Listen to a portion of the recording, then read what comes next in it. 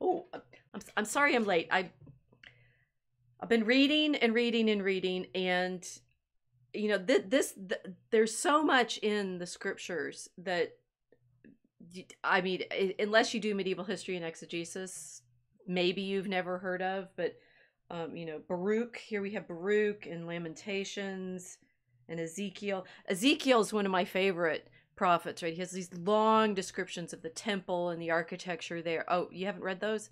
Okay, so you know what I'd really, really, really like to do is spend a lot more time reading scripture with you all.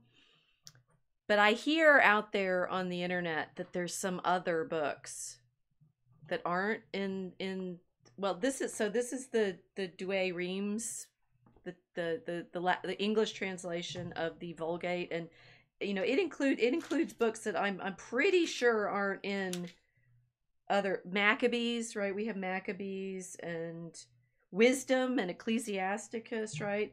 I hear that there's even more books out there that Rome has been keeping from us. I think we should read some of those tonight, don't you? Welcome to the Mosaic Ark.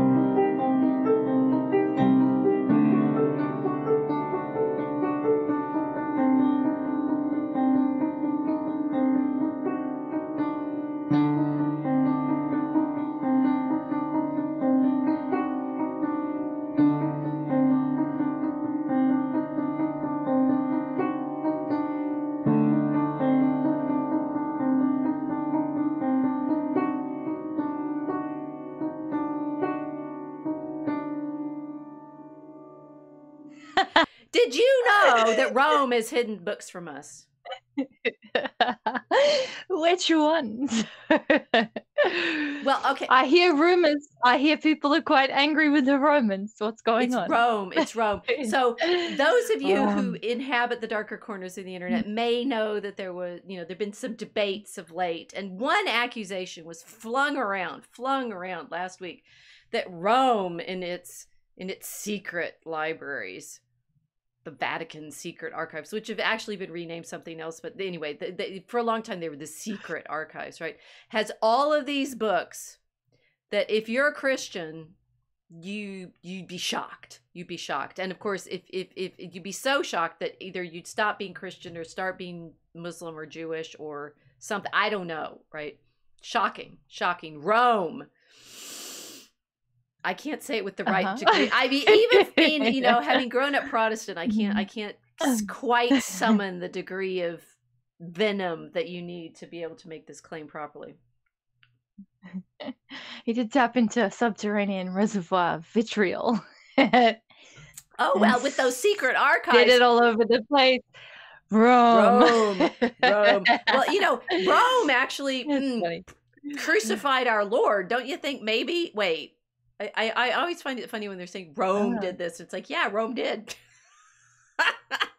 It's in the creed and everything. Pontius Pilate was there. What didn't Romans do? Well, they threw Christians to the lions. I mean, you know, and then Rome, when Rome becomes power, suddenly squishes all of the cool Christianity. And you're left with nothing but the boring Christianity after Constantine. Yes, I think that's the story. Is that the rumor? They nerfed Christendom. I'm pretty sure. Made it bland. We have talked about this before, and one day we'll actually research it properly. But I'm pretty sure Bart Ehrman has a lot to do with this, at least among some circles. That he's done this study. I mean, because it's repeated so many times. It's like Rome I mean, I'm going to get there. God, I'm so bored with this. Rome comes along in the 4th century after Constantine decides to, stop the persecutions that had been going under Diocletian and say, okay, we're going to stop feeding you to the lions, Rome, and basically tell you that you can't believe anything. I don't know. It's so dumb. My brain collapses. I just don't get it. Anyway. I do get that, there's a lot of anti-papal propaganda out there thanks to, I don't know, Martin Luther. Are we surprised? Remember the 5th of November, gunpowder, treason, and plot, that the English-speaking world has some problems with stories about the papacy. Mary Queen of Scots was Catholic, very pious Catholic. Did you know? And Elizabeth has her executed because she's worried that she's plotting behind her to bring back Rome. And Protestant paranoia really peaked. So, people are inclined to believe stuff that they hear that Rome must be keeping all of these books from you. Well, have I made my position on this clear by this point? I think so. I'm not sure I could be sober for that. Here, I can't do this sober. Oh my God. Just like the Romans. I think it's the Greeks who have symposia, get drunk and philosophize, right? And then have sex with boys. No, wait, we're not supposed to say that. Oh, yeah. Well, I know the Persians used to debate drunk and sober if they had an argument that they needed to flesh out to figure out if it was any good. You debate drunk, then you debate again sober, and if it sounds good twice, then it must be a good idea. That was I thought that was the Vikings. I think this rumor goes. They must have done it too. Apparently, everyone wanted an excuse to get drunk and debate philosophy and sound clever. I mean, it's too much. Okay, I'm sorry, guys, here on the internet. I'm going to mock you relentlessly in this episode, at least at the beginning. It's too much like dorm room debates where, you go to college and suddenly you hear, dun, dun, dun, there are other books. Okay, well, there are other books in the Bible if you grew up reading the King James Version. They're in the Douay Rheims version, which is pretty much contemporary with the King James Version. And it does include, let's remind everyone, certain books. My favorite, one of my favorites, Ecclesiasticus, but it's a bit long. The other one that is one of my favorites is, of course, it's in the other direction. Just a second, Wisdom, right? And I think in one famous context in which I was accused of not reading the Bible, I did, and I read it from this chapter 7 of Wisdom. This will be topical, don't worry. About wisdom. And so this is in the Douay Rheims English scripture. It's in the Septuagint, therefore in Greek. It's central to much of what I work on when I'm sober, which is the medieval devotion to Mary, and regularly quoted as about her, because it's wisdom speaking, right? Or wisdom being described here. And here's the author saying, and all such things as are hidden, not foreseen, I have learned. For wisdom, which is the worker of all things, taught me.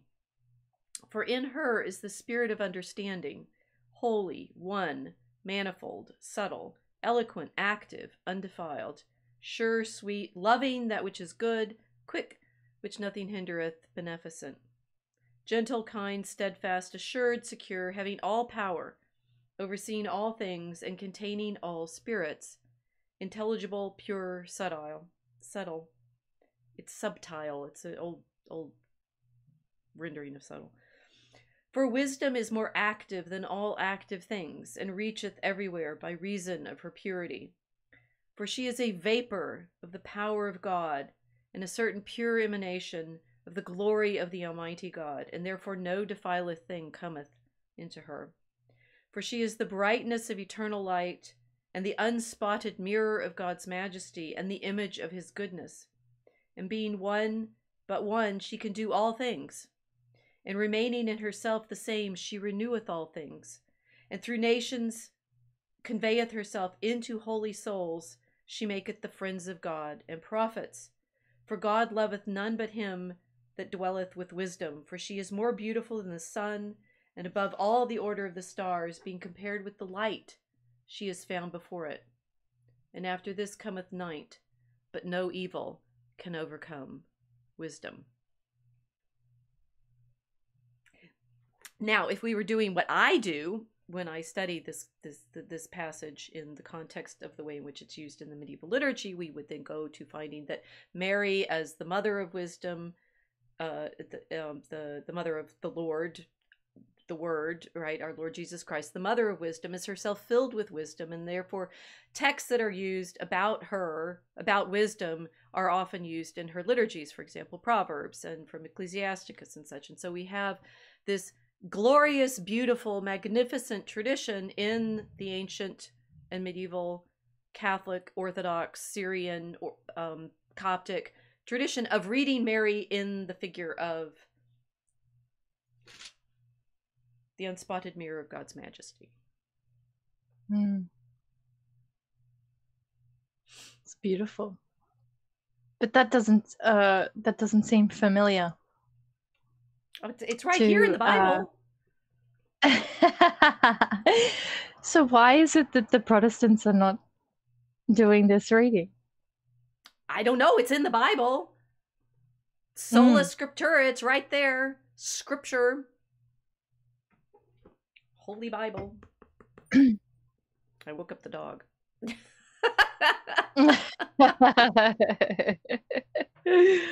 Right, so that could be your first thought in college when you are dealing with the fact that maybe there are parts of your own tradition that have never been available to you. And that's, of course, what happened with me in studying devotion to Mary, since I grew up Presbyterian and I hadn't heard the liturgies for Our Lady, and I didn't know. I mean, my earliest work in graduate school was, of course, on the way in which the Song of Songs. Still, we read some of the Song of Songs.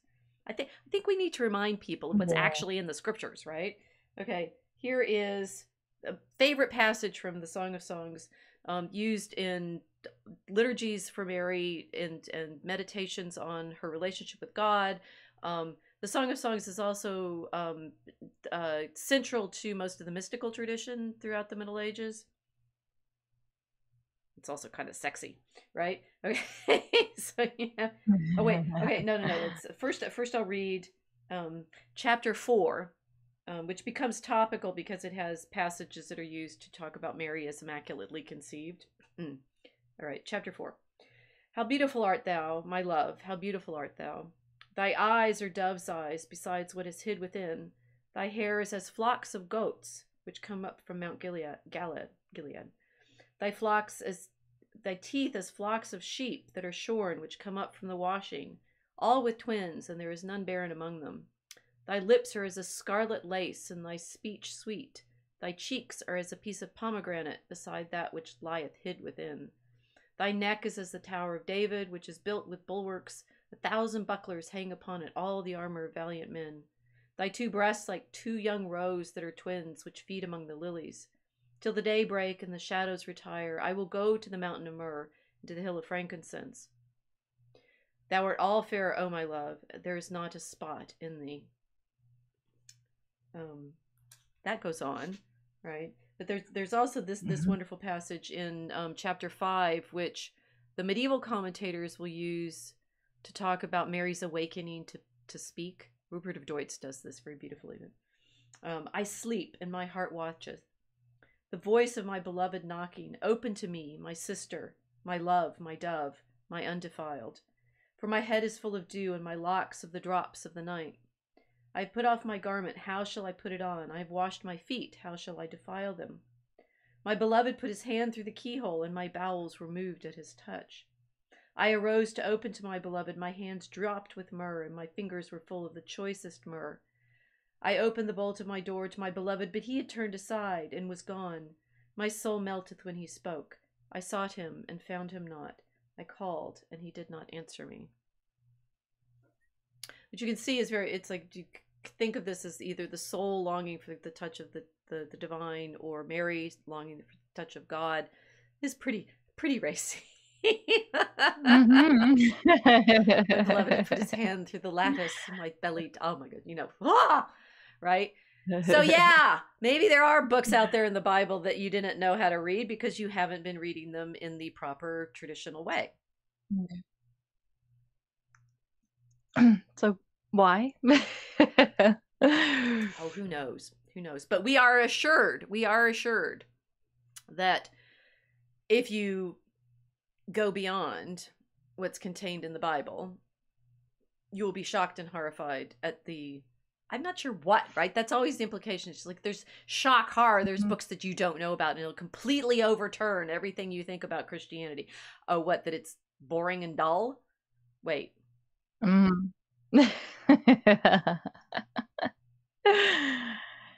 It's the Office Space version, postmodern Office Space Christianity, I think, that everyone's thinking of when they're describing it. Oh, maybe we should just add a little of the apocalypse, just to be clear, right? Let's go with the apocalypse of St. John, right?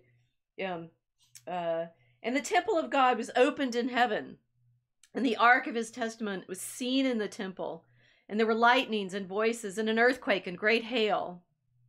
And a great sign appeared in heaven, a woman clothed with the sun and the moon under her feet, and on her head a crown of 12 stars. Ooh, sounds mystical. And being with child, she cried, travailing in birth, and was in pain to be delivered.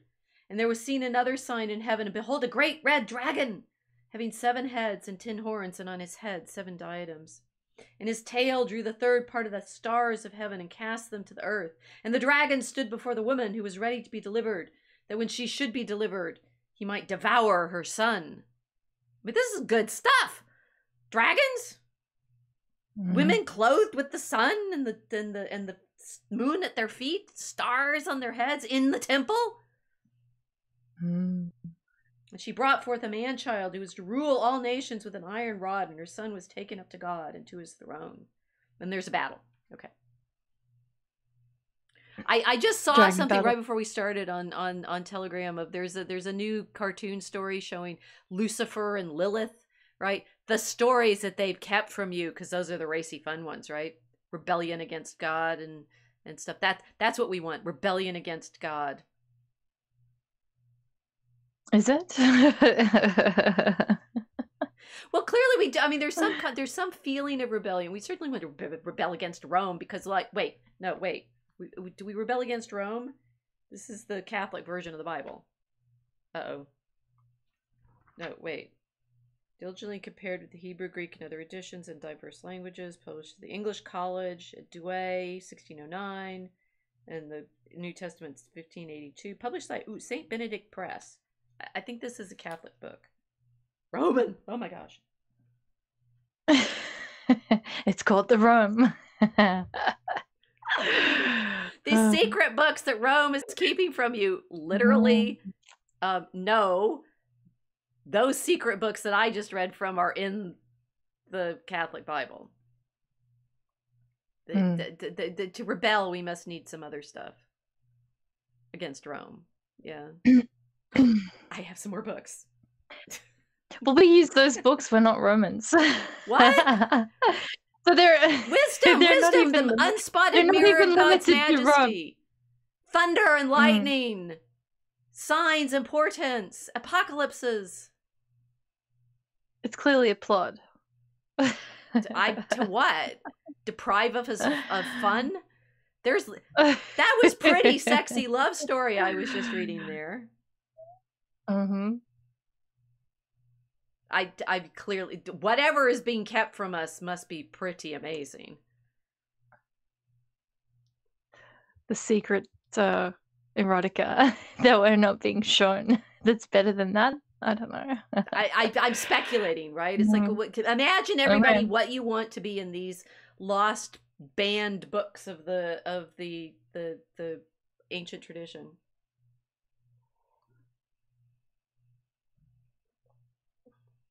I know you're flabbergasted. We can't even imagine. No. Yeah, okay. So it was alleged in this certain internet debate thing that I may have watched, that there were whole libraries out there, that the Vatican Secret Archives, which do actually have underground storage, Okay. that was built in the 1980s. Wait. By Pope John Paul II. Apparently there's vast... Wait, it's not hundreds of years No, old? it's from the 1980s. I assume they're climate-controlled archives to keep the, I don't know, diplomatic archives. Did you know that there were no secret archives in Rome until the 17th century? It's literally established in like 16-something. There was supposed to be Indiana Jones style tunnels under the Vatican full of things we're not allowed to read. So and apparently also artifacts. I'm thinking so there is on the Arch of Titus a representation of the candelabra taken from the temple in AD 70. Missing is remarkably the Ark. Speaking of Indiana Jones. Yeah. with the implication that these artifacts should be returned to those from whom they were taken. I think we need to tell Ethiopia, since they have the Ark. The ancient Egyptian church, right? So Ethiopia has our... So as far as the candelabra, I mean, throughout the Middle Ages, there were people like Bede who were absolutely obsessed with the tabernacle and the temple. I really think if the candelabra were there in Rome, it would be on display.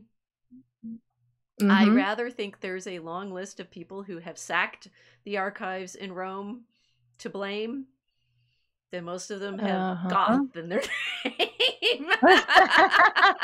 Are you blaming the goths? Oh yeah. Well, at least to start with, right? Vandals, Ostrogoths, Visigoths, you know, occasional medieval peasants. Did you know? I see. I did do my research to do this part of the riff. That the full papal archives, like of the papal correspondence and like documents from their own reign, that you know who the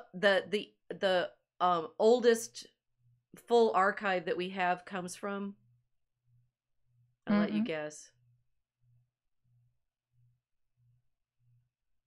Pick a pope. It's older than the 80s, right? No, that's an more accurate guess than saying that Rome stole it all. No, the only complete, you know, like archival collection that we have from a medieval pontificate is as late as Innocent III, right? 1198 to 1215. 1216, Dyson Soldier. So in fact, prior to that, what keeps happening is the archives keep getting burned, looted, right? Oh, and then of course they are looted again in 1527 when the most Catholic Emperor Charles V's troops sack Rome in 1527. The popes are lucky they have anything in their archive, and they've only been keeping their collection since, you know, the 17th century.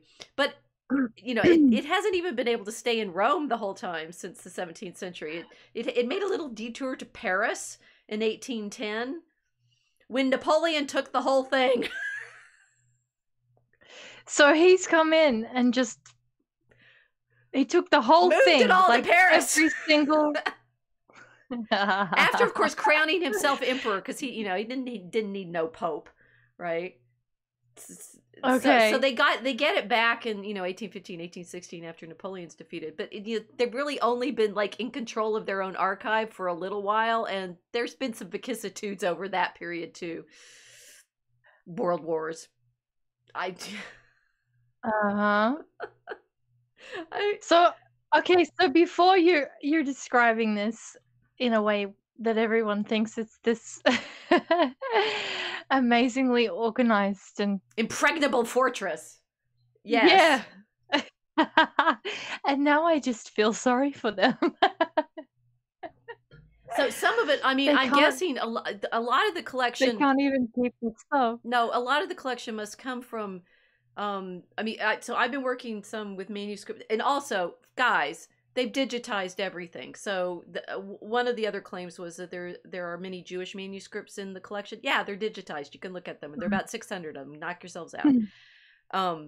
That the Vatican Library, one, is one of the greatest libraries in the world, and two, they have great librarians, and three, those librarians have been busy digitizing many of the manuscripts for the last several at least the last decade. The Vatican Library site is amazing, right? You can go, and if you can read all of these ancient languages, it's there. Scholars love this stuff. The claim to a medieval historian that the Vatican is keeping us out is simply ridiculous. I mean, they keep that it's a very precious collection, and just like the British Library or the Bibliothèque Nationale or any other of the great collections in Europe, you do have to know how to work with these books, and they do kind of want to make sure you're not going to set fire to the lot. You have to actually to work in the Oxford Library, you have to sign an oath that you won't kindle flame. Before they let you in. Okay, fine. Okay. It's happened. Libraries have burned. All of Monte Cassino's library burned, although I think they may have moved some of it before it was turned into a target for World War II. But so many collections have been lost, burned, sacked, moved around. Napoleon moved stuff all around before the Nazis started it, and it took a while for people to get. But if you've been to the Louvre as a museum, consider this. Right? Napoleon started it. Okay, so archives are not impregnable. Then, because they've been sacked and looted, they're not so secret. Because if they were secret, no one would be able to know where they were to sack them. So, all right, you've smashed two problems away.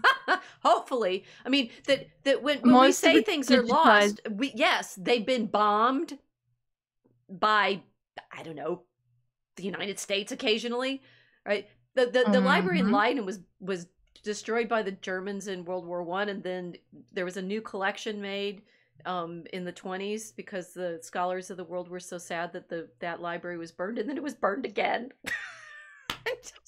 World War II.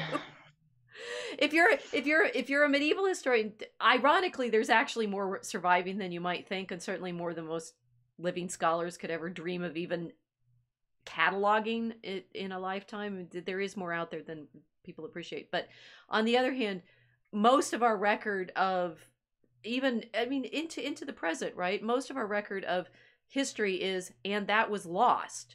I was in my Eurociv class today.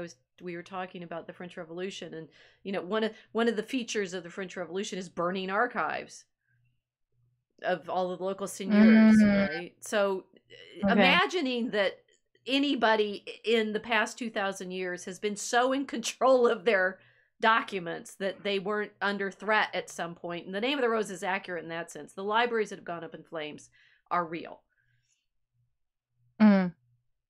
Yes. And not... Well, everyone points to the Alexandrian Library setting on fire. I'm sure they'd like to blame Rome for that, but no. All right, so they don't have archives that... No, you've broken all of the rumors. It's all gone now. Because I thought the Vatican was a castle that was impregnable and had a network of tunnels full of things that had never been seen before. I think in popular imagination, they're confusing the catacombs, which are tombs, with the underground storage for the Vatican collection, which apparently John Paul II established. Okay, so a 1980s air-conditioned cool room doesn't sound sexy. It didn't even exist when Indiana Jones was active. Yeah. Modern goths are not going to roll in and rush the air-conditioned cool room. No, but it doesn't have the same ring to it. You don't get the glory of ransacking an air-conditioned cool room that you would if you're invading a castle. penetrating underground tunnels. All this tells me is you've not worked in one of these libraries. I mean, yes, No. you know, and the frisson of being actually in the presence of the ancient books is real, right? Everybody's a medievalist, right? There's nothing like the first time you get to go and hold a manuscript, and just like, I am here in the past. I'm here, you know, in the presence of somebody's previous meditation. I mean, when I worked as a graduate student in Cambridge, and you get to go to the reading room in the university library, and they bring out the book to you, and you're sitting there, and you're like, this book that I've read in edition, and someone else, you know, did all the fancy Latin on to make this printed version, and here I am sitting with the copy of the book that it's like it's like ground zero. There's nothing like it to feel like you're closest to that moment of, I do want to know, right? And I think so, you know, ridicule aside, the desire to get back to the past is real. And those of us who work with these manuscripts really do feel that, right? There is nothing more precious than the sense that, well, what I'm working on now, Serva Sanctus of Faenza's Mariale, they have 2 copies in Florence. They've digitized, so I can look at least one of them. And my thought of thinking, this could be the book he had copied out of his notes, right? This could be the original. I'm in the presence of the author. I'm in the presence of the person who was thinking these beautiful thoughts about Mary through all of these scriptural references. And yes, we want that experience for sure. And so it's actually sorrowful to realize how many of those books are gone. That they've been stolen or given away, or, you know, torn apart and reused as in papers, right? Old manuscripts were sometimes, you know, they're as worthless originally as old books are now, right? Secondhand books that you throw in the trash. Yeah. Well, I have a little collection of things because one of the universities here in Australia they were ransacking their own libraries, actually. For some reason, I think it's connected to digitization. They wanted to scan everything to online library. But also, a lot of the content of these older books that they had in the university libraries are a little spicy for the students now. So maybe there's some censorship involved in that. But no, me and a friend of mine pulled a bunch of them out of the trash. They were getting ready to be put into landfill, and they're beautiful old books. I couldn't imagine anyone throwing them out, but they were collected into a massive skip bin. It's amazing. So yeah, I know what you mean.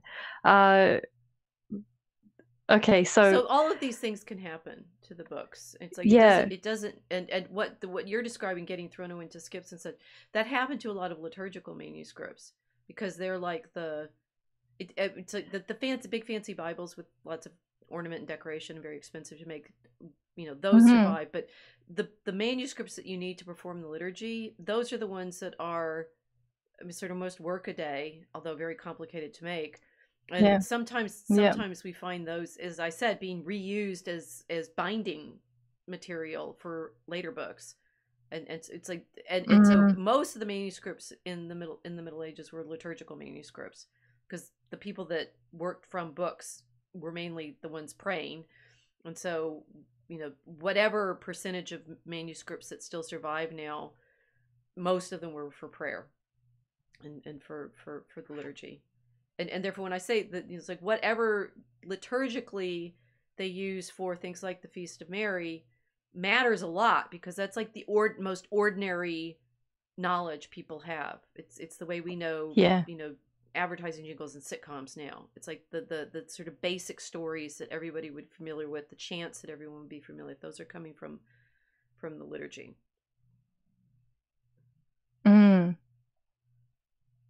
So I'm still trying to wrap my head around why, if most of these manuscripts are liturgical, and they're revealing the daily prayer lives of the people in those eras. Why is it that the collections of these artifacts are suspected of being full of hidden, inaccessible things that have been occulted from the public? Well, when you put it that way, because the Protestants that thought that they only no, I mean, I think the occulted from the public, one, they're in Latin, or Mm-hmm. they're in other liturgical languages like Old Slavonic or Greek.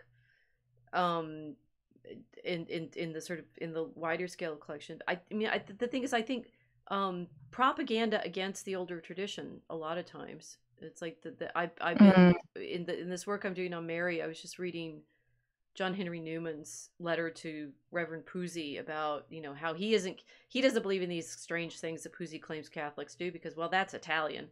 You know, there's a lot aside from the sort of generic Protestant propaganda against the papacy. There's also within the traditions dismissals of the older prayer life, and that often turns into, oh yes, they're, you know, these strange and obscure and weird practices, and why would you think about Mary as wisdom? That seems strange, and to put her above God, right? And then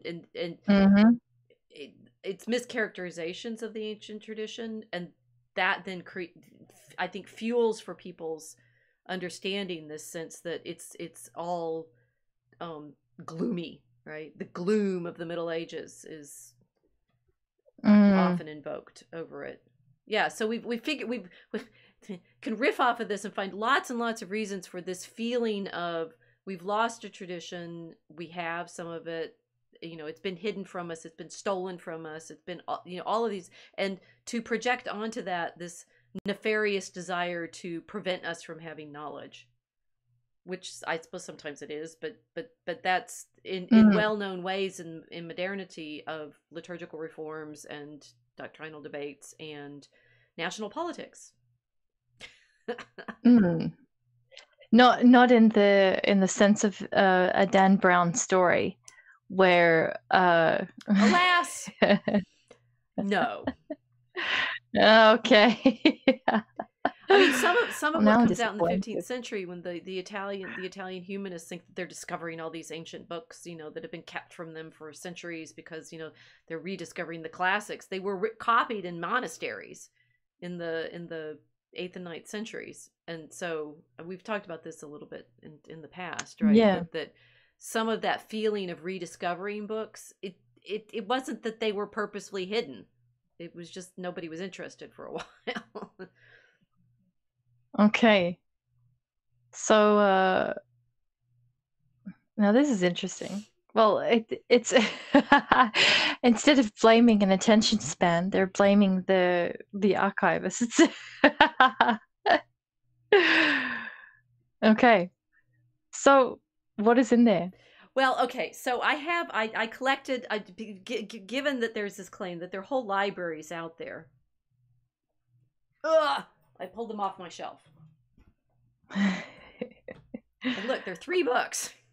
Literally 3 books. Okay, we heard tell about the Nag Hammadi Library. You know, thank you, James Robinson. That's the title he gave the book. I do have, I figured because people are internet savvy, we go to the webpage. Whoops.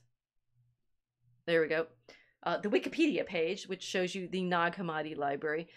It was a collection of a variety of books, but it all got published in one volume, right? It's the premise that they're, you know, it's miles and miles and miles of hidden books under the Vatican. No, the Nag Hammadi Library is this. Right. Okay, so we can play with that a bit, which I think I'd like to, because this one was actually found as a collection of codices, and let me see if I can do this. Discovered in 1946 in Egypt. Okay, and I will give you one guess what language they're in.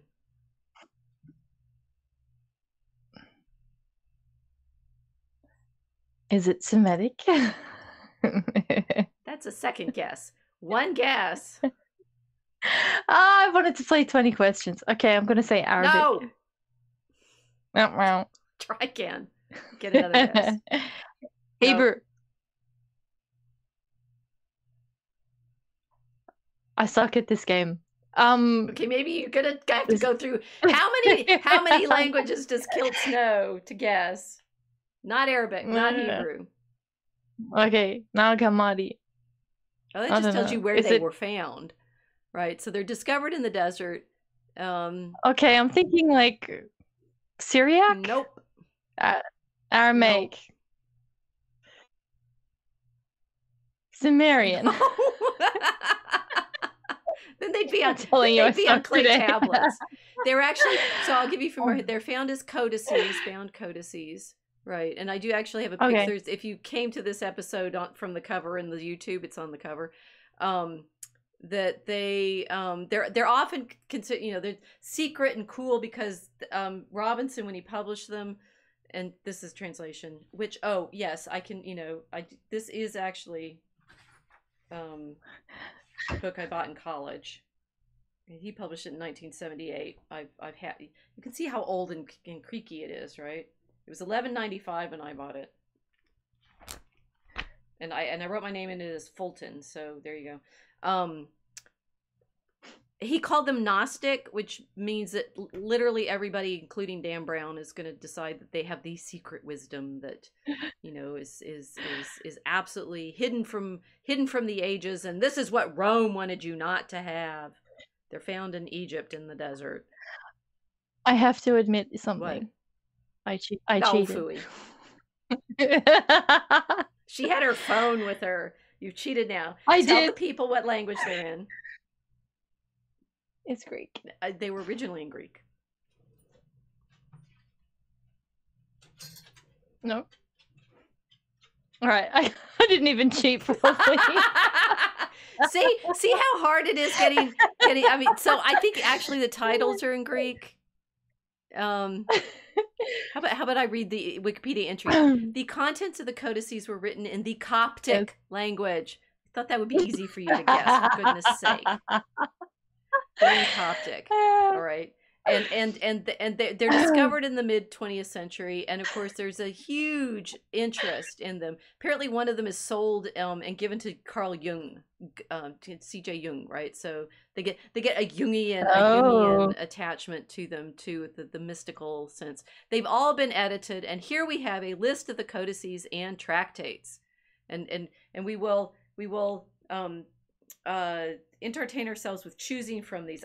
We're going to talk about the Nag Hammadi because I think we can just do one today. But there are other apocrypha that were alluded to in the, hidden from you and kept from you, and you won't be really Christian if you read these things. One I have this one, which I just like. It's the Other Bible, right? The Other Bible. For the first time in one volume, ancient scriptures, Gnostic Gospels, Dead Sea Scrolls, Visionary Wisdom Text, Christian Apocrypha, Jewish Pseudepigrapha, and Kabbalah. So I promise I know what some other of the texts are, right? And we can get to these some other day. So that's one. Mm-hmm. Again, it's there are more volumes in this, but we're not really talking vast libraries of stuff that's been, quote, lost and hidden, and most of we know it all, right? So that's fine. This book, though, is more to the point, the Apocryphal New Testament. What do you think is in this? This is translated by M.R. James, the great Cambridge scholar, provost of King's College, Cambridge. Belonged to my mother-in-law, no less. Published at Oxford in 1924. Would you like to hear about the books that are in the Apocryphal New Testament that nobody's ever heard about?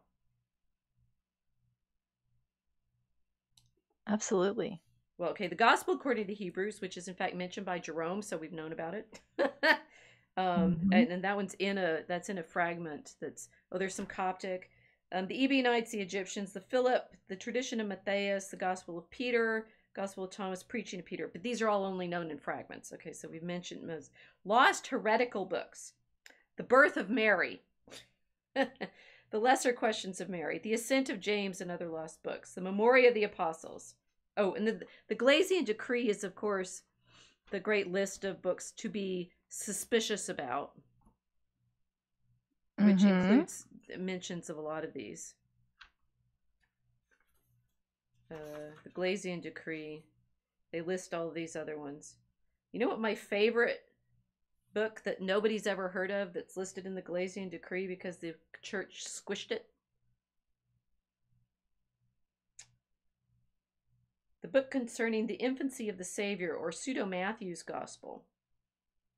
And also the book concerning the birth of the Savior and Mary, or the midwife, the same as the last, or the Proto-Evangelium.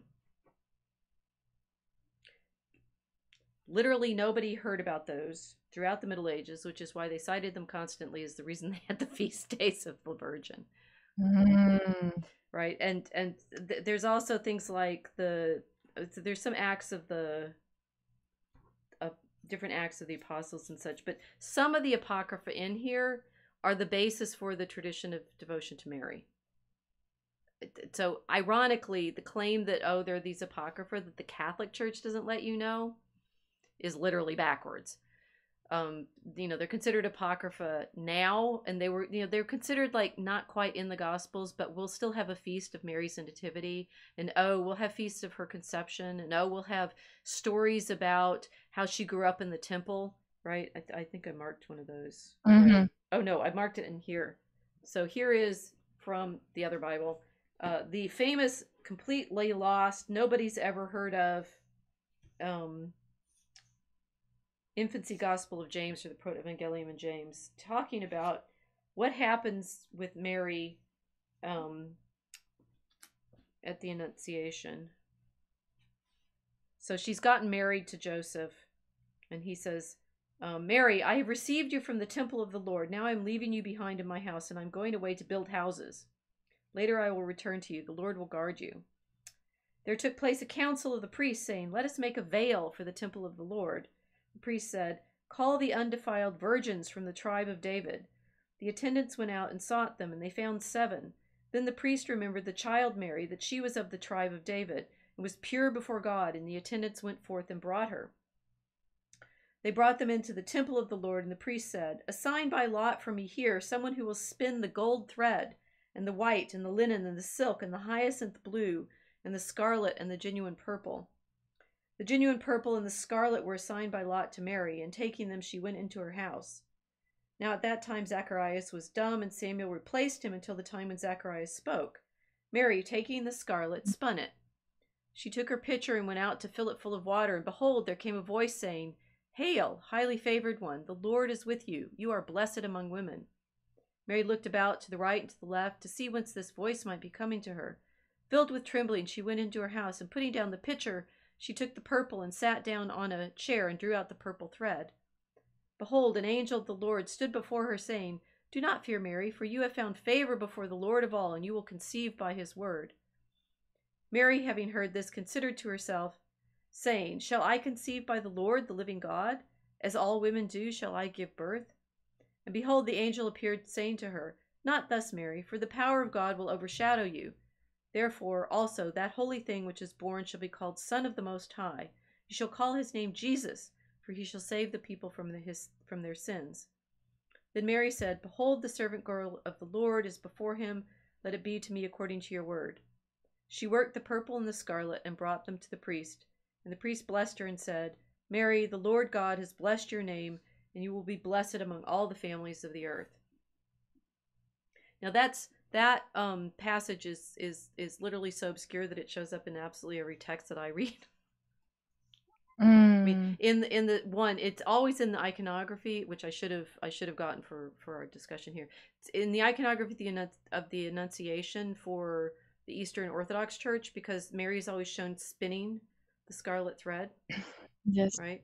And in the Western tradition, you and I have talked about this, right? Mary is the one who weaves the veil of the temple. She's the one who weaves the veil of Christ's flesh in her womb.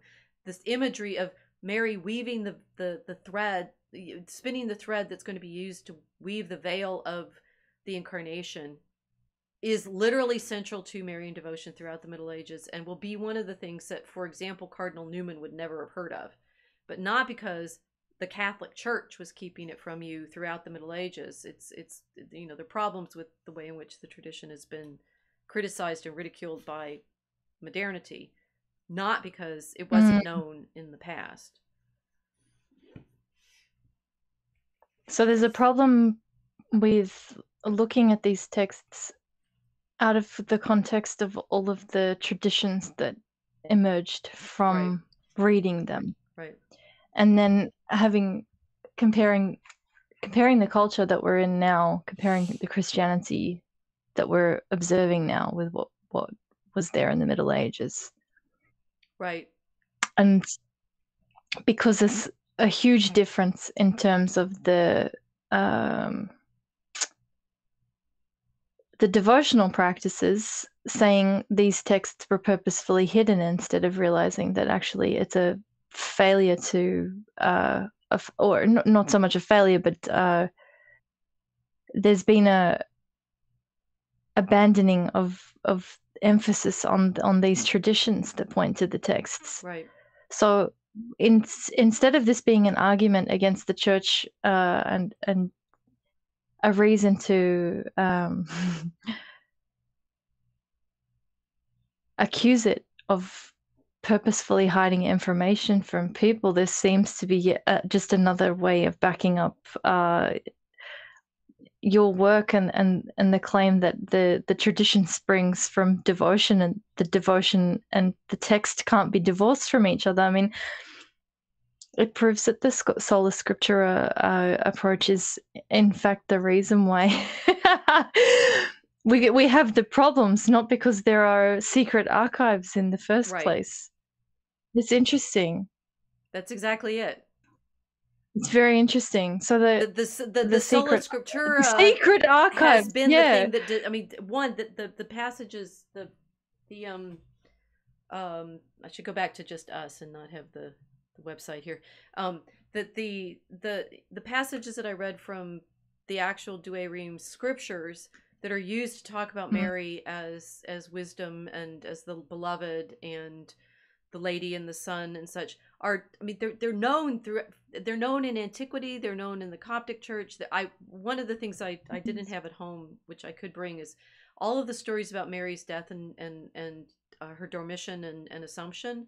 I mean, there's some incredible traditions from the ancient Eastern churches, which are, acknowledged and included in the liturgy throughout the Middle Ages. So you can imagine, it's like, why do I find all of these modern sort of gasping and it's all been hidden from you frustrating, is because, of course, it has been, but not by the mechanisms that they're claiming. It wasn't conspiracy. Not of the sort that is suggested, and also obviously that many of the traditions that have been obliterated or forgotten are about the incarnation and about emphasizing Mary's role in the incarnation, and to suggest that, or about the temple and Mary's relationship to the temple.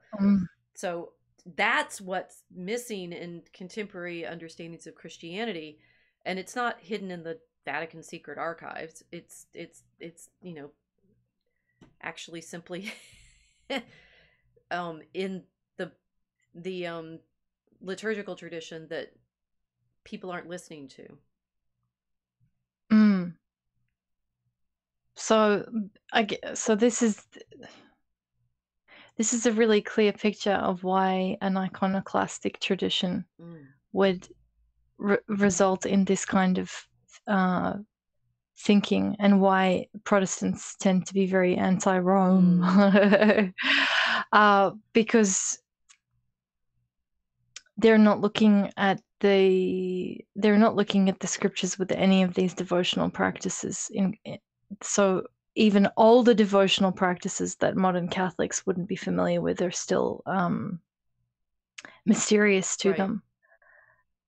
So we're really looking at a degradation in a tradition which has kind of forgotten its own roots in Israelite worship. Precisely. Yeah. But the thing is, it's still there in the Douay Rheims. It's not, and it's I mean, and it's still there. This is what in the 19th century when Cardinal Newman is trying to say, oh, you know, it's embarrassing in Italian.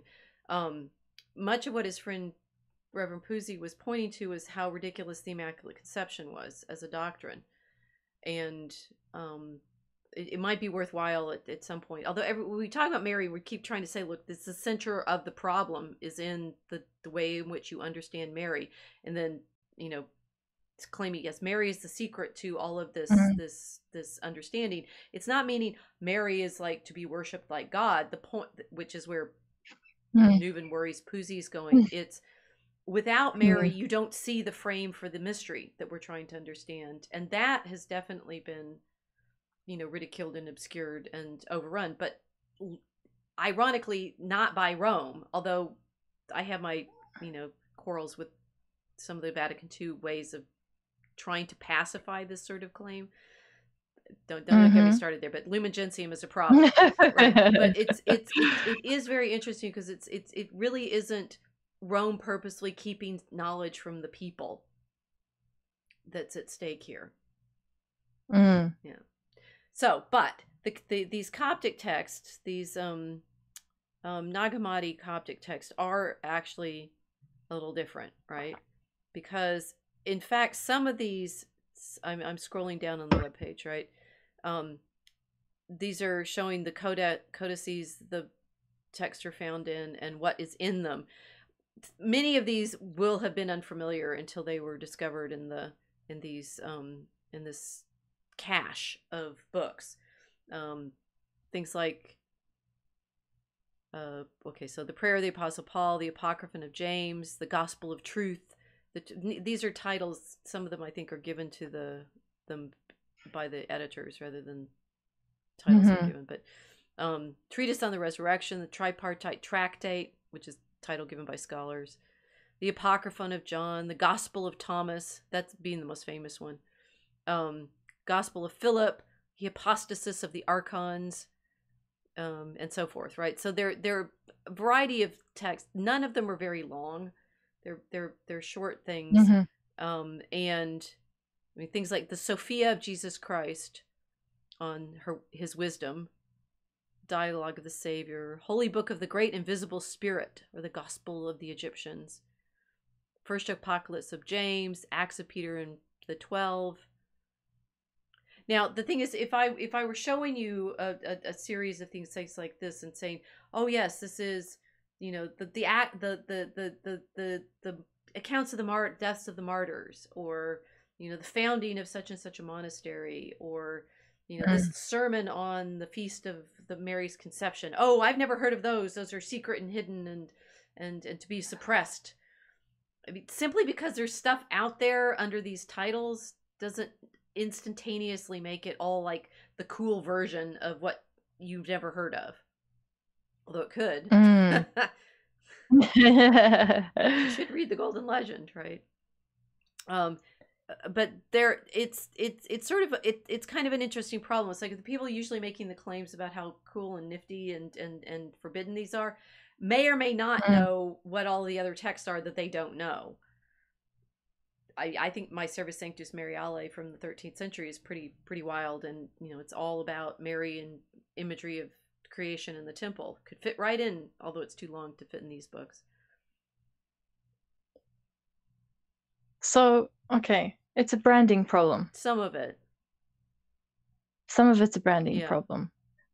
And then some of it is a problem of people not understanding the references to be able to access the texts. Right.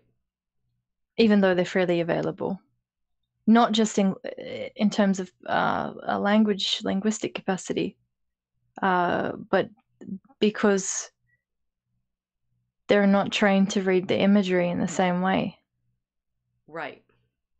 And therein lies the problem of reading what's in these books, right? So Robinson, when he first came across them and was publishing them in the 70s, called them Gnostic, and that the Dan Brown version of things, and Elaine Pagels said they all run with this. It's like and Pagels herself had, like Karen Armstrong, had some quarrels with the Catholic Church. There's a lot of scholarship that's done in quarrels with the modern Catholic Church affects some of this. But you know, the problem is they're found in a cache in Egypt, and there's a map where they are. It's down there in Egypt, and I think some of what the difficulty here is saying, okay, like it's a small collection of books. Whose were they? Why were they buried? To be found centuries later. You know, what tradition do they represent? And then of course our framing question of, and did Rome suppress them? They're in Egypt and Coptic.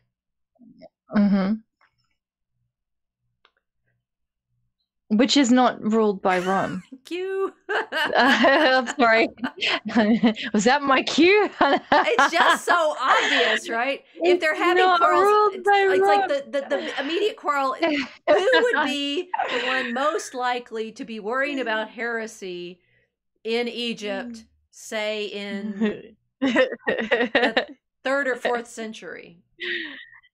That would be the Egyptians. One really famous one defines the Trinity against Arius.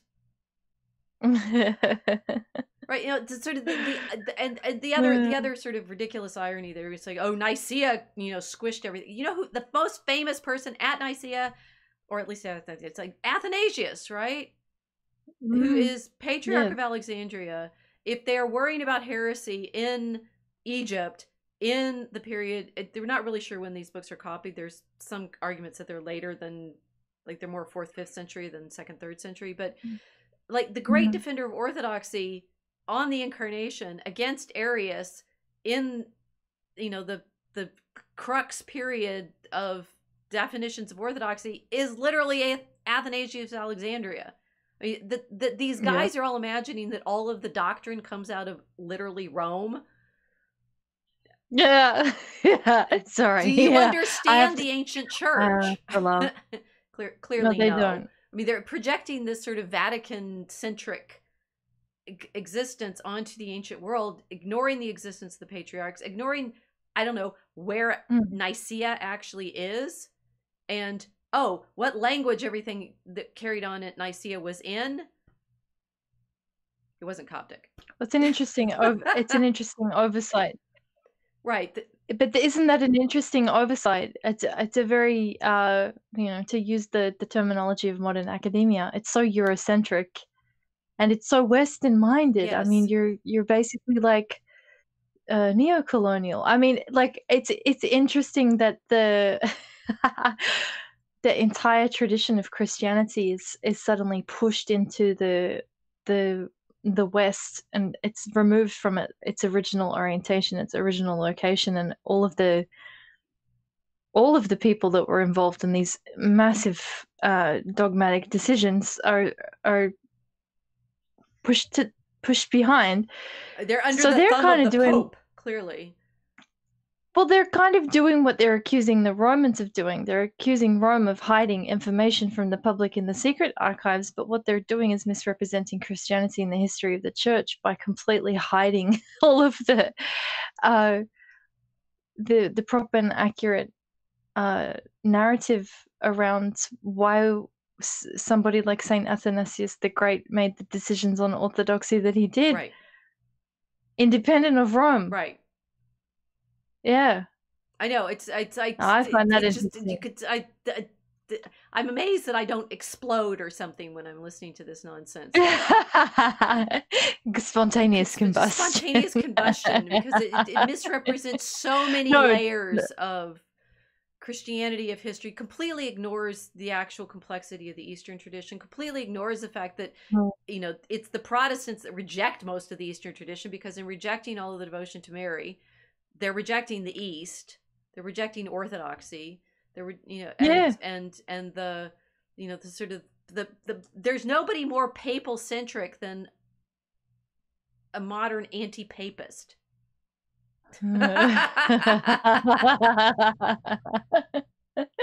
No wonder the library in England made them swear on oath to not kindle fire. Makes me want to burn something. Once you finish studying here, so they did use whatever they did film some of the Harry Potter movie, the first one I think, in Duke Humphrey's reading room, which of course all of us went, ooh, we've been there. Yeah, so maybe you can have wizards doing stuff in there, but no kindling flame. You might be too frustrated with the entire exercise, right? Okay, so it's a cache. The Nag Hammadi Library is a cache of documents in Coptic, hidden sometime in the we are not really sure, 4th, 5th century, by whom we don't know, represented as if they're, a deep secret, allegedly hidden because of Rome, right? None of this is known. We have no idea why those books are there. I was surfing around looking, it's like, okay, so what do people think about? I was actually looking for pictures. There is a more recent theory by some scholars out of Oslo suggesting that it was simply a monastic collection of books, because it's, some of them are kind of contemplative. It's not even clear that it was hidden from like bad guys, right? It could have been that one suggestion they made is it's buried as grave goods. Who knows? We don't know, right? We don't know why these books are there. We know that some of the discussion of some of them, there are like the tripartite tractate discusses Valentinian's views on creation and cosmology.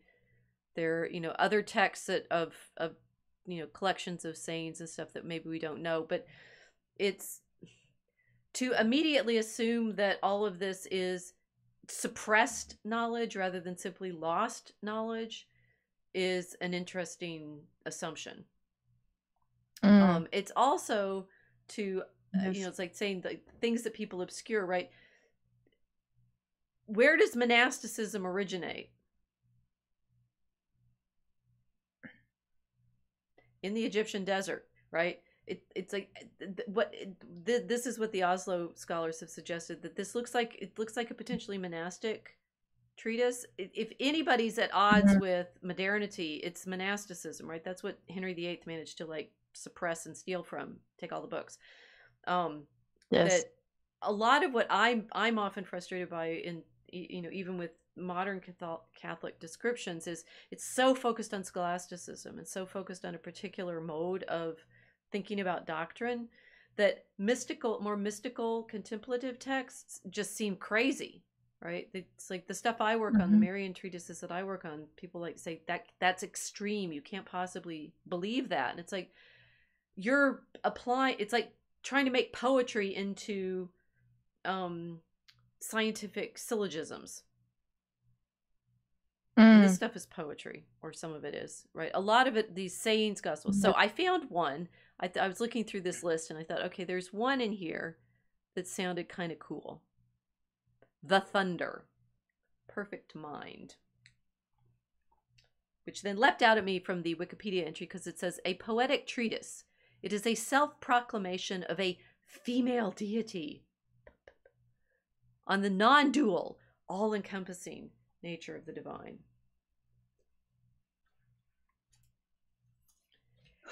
You will all remember the text that I read at the beginning of the exercise, right? We are now going to read, translated by George W. McGray. This short tractate entitled The Thunder Perfect Mind is a revelation discourse delivered by a female revealer in the first person. There's nothing like that in the scriptures, right? It is characteristic of the revelation imparted at the self-proclamation, I am, is of an antithetical or paradoxical sort. I am the whore and the holy one. I am the wife and the virgin. In addition, there are added exhortations to hear and reflect and reproaches for failing to do so.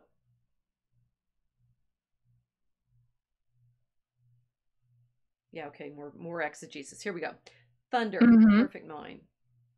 I was sent forth from the power, and I have come to those who reflect upon me. I have been found among those who seek after me.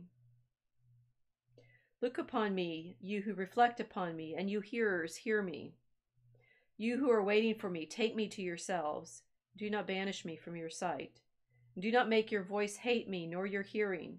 Do not be ignorant of me anywhere or any time. Be on your guard. Do not be ignorant of me. For I am the first and the last. I am the honored one and the scorned one. I am the whore and the holy one. I am the wife and the virgin. I am the mother and the daughter. I am the members of my mother. I am the barren one, and many are her sons. I am she whose wedding is great, and I have not taken a husband. I am the midwife, and she who does not bear. I am the solace of my labor pains. I am the bride and the bridegroom, and it is my husband who begot me. I am the mother of my father and the sister of my husband, and he is my offspring. I am the slave of him who prepared me. I am the ruler of my offspring, but he is the one who begot me before the time on a birthday. And he is my offspring in due time, and my power is from him. I am the staff of his power in his youth, and he is the rod of my old age, and whatever he wills happens to me. I am the silence that is incomprehensible, and the idea whose remembrance is frequent. I am the voice whose sound is manifold, and the word whose appearance is multiple. I am the utterance of my name. That's just the start.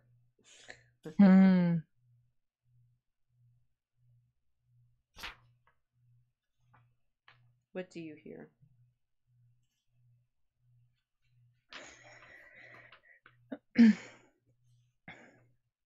I hear somebody describing a creature bringing forth her own creator. Oh my goodness. You know, if I kept reading from this other book that is claimed to, you know, be boring and not have any powerful images in it.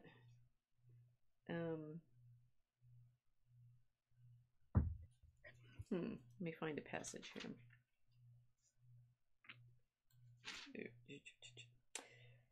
The Lord possessed me in the beginning of his ways before he made anything from the beginning. I was set up from eternity and of old before the earth was made. The depths were not as yet, and I was already conceived. Neither had the fountains of waters as yet sprung out. The mountains with their huge bulk had not as yet been established. Before the hills I was brought forth. He hath not yet made the earth, nor the rivers, nor the poles of the world. When he prepared the heavens, I was present. When with a certain law and compass he enclosed the depths. When he established the sky above and poised the fountains of waters. When he compassed the sea with its bounds and set a law to the waters that they should not pass their limits. When he balanced the foundations of the earth. I was with him forming all things, and was delighted every day, plain before him at all times. Plain in the world, and my delights were to be with the children of men. Now therefore, ye children, hear me. Blessed are they that keep my ways. Hear instruction, and be wise, and refuse it not. Blessed is the man that heareth me, and that watcheth daily at my gates, and waiteth at the post of my doors. He that shall find me shall find life, and shall have salvation from the Lord. But he that shall sin against me shall hurt his own soul. All that hate me love death.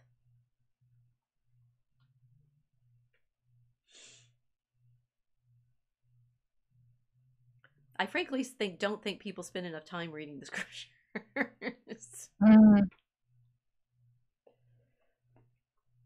Well, that's ironic because they accuse us of not reading them either. It's curious and interesting, yes.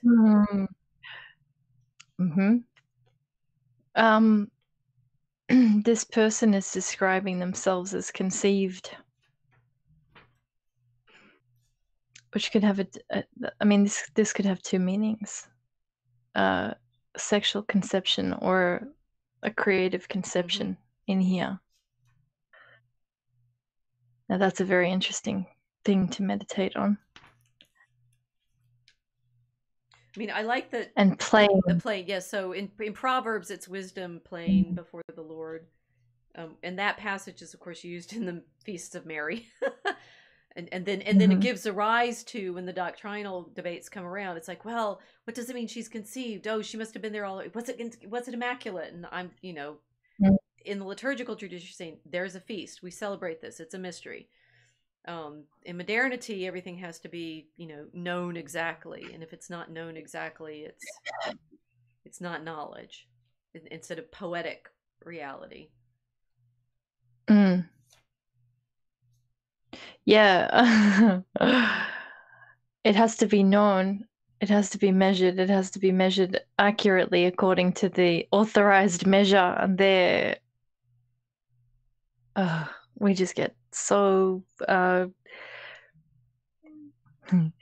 you can see my visceral reaction to the reliance on scholasticism for everything.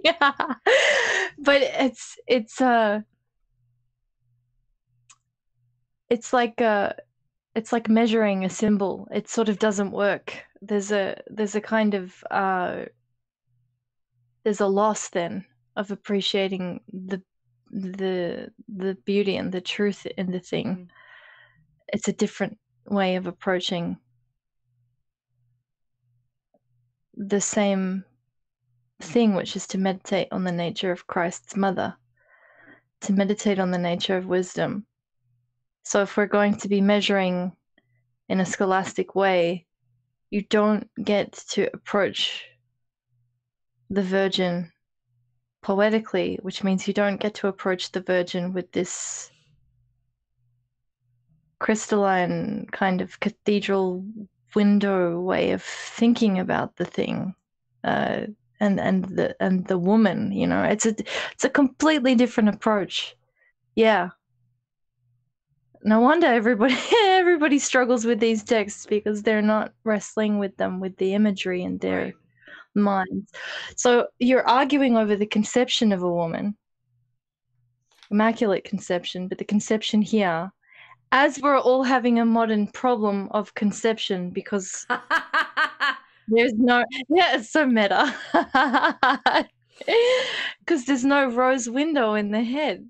Yeah. And no wisdom. It's, I mean, this is so the neutral version. It's like in that passage, I was reading Proverbs 8, right? And Proverbs 9 opens with, you know, wisdom has built her house with 7 pillars. So that and then the first book that I read from before was Wisdom. I mean, there's this entire Sophia tradition, this entire wisdom tradition, and in Christianity, it gets folded into the knowledge of Christ as the Word, the incarnate Logos, but also Our Lady. And in the Eastern tradition, the deep Eastern, the Coptic, I mean, there's what we should do is, well, convincing everyone that Mary is the core of all of this mystery is an uphill battle here. But I mean, they're great Coptic stories of her death and Assumption, and there's, you know, very interesting things about how she's the mother of the angel and so forth. It is true that there's a lot of very bizarre to modern Christians imagery in these ancient texts, but it's in the scriptures too, right? It's like you've just gotten habituated to them, so you don't hear the weirdness. And B, it was there throughout the tradition into the 16th century, and even, you know, sort of carried on in the degree to which the early modern Catholic tradition was using this language, so that it ends up in those doctrinal statements about Mary, her Immaculate Conception, or Assumption. But it's like it's been bleached out. So people are so afraid of looking silly and embarrassed, and it's like, if you actually study these lost, hidden, the Rome doesn't want you to read texts, you end up with the ancient and medieval tradition. Now it was something that Rome like hid from everybody all along. It's more you end up with what modernity has rejected. More Christianity. You get this more deep Christianity. Right? Yeah, you get more Christianity. It's deep and it's multimedia, because you're not stuck in scholasticism to express your devotion anymore, or stuck in the Enlightenment to be embarrassed when it doesn't seem rational. Yeah. We're talking about the divine here, and who made reason, right? And I do also have some problems with this, like, where, you know, the only way we're going to convince people of the truth of the incarnation is, you know, by rational proofs. And it's like, you're talking about the eruption of the Creator into his creature. So the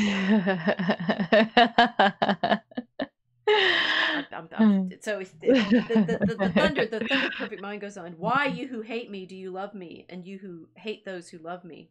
You who deny me, confess me, and you who confess me, deny me.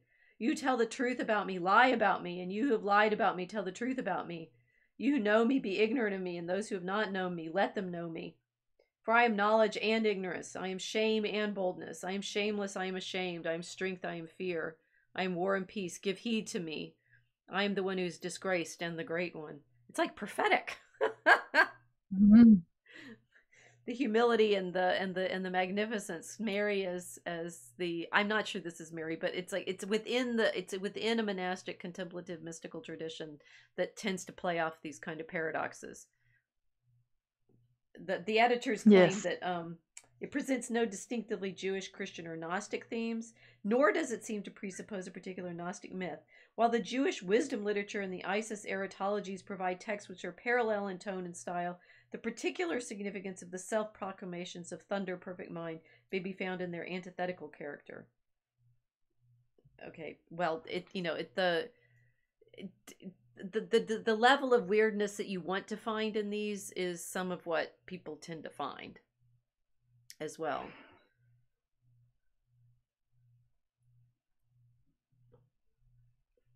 I'm wondering if it's the weirdness that the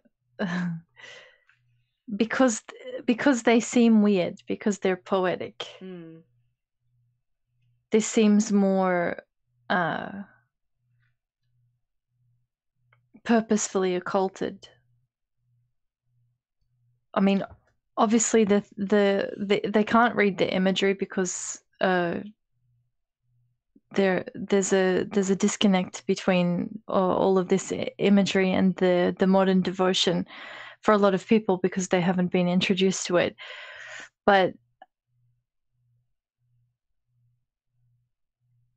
the way of playing with paradoxes, I mean, we're not encouraged to do this as a kind of thought exercise for the most part in our education now.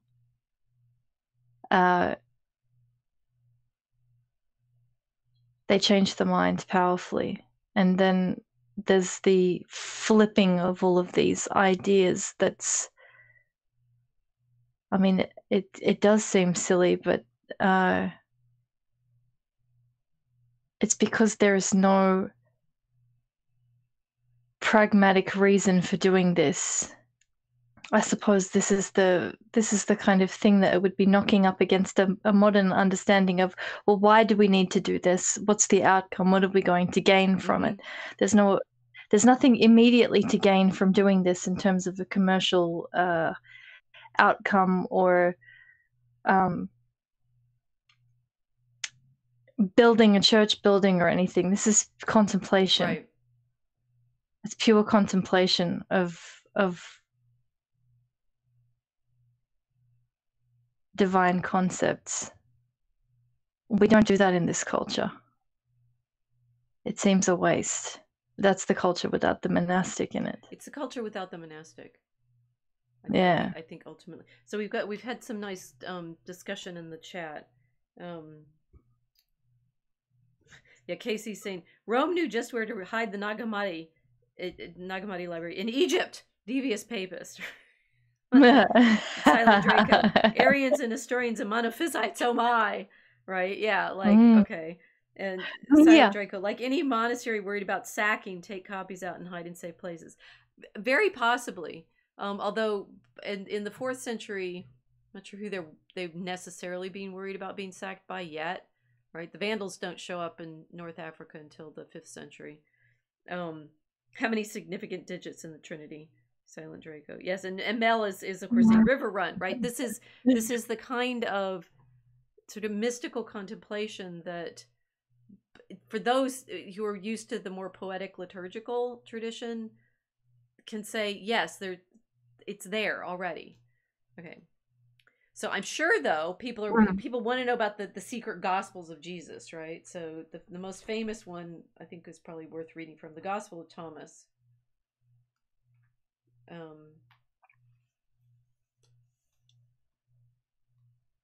There's some fragments of this one in other texts. So the Greek can be dated probably around 200 CE. Nobody knows who wrote it. And there are 114 sayings. We ready? Gospel of Thomas. This is the one they're really hiding from you, so that you'll not be deceived. Or wait, okay. Gospel of Thomas. These are the secret sayings which the living Jesus spoke, and which Didymus Judas Thomas wrote down. And he said, whoever finds the interpretation of these sayings will not experience death.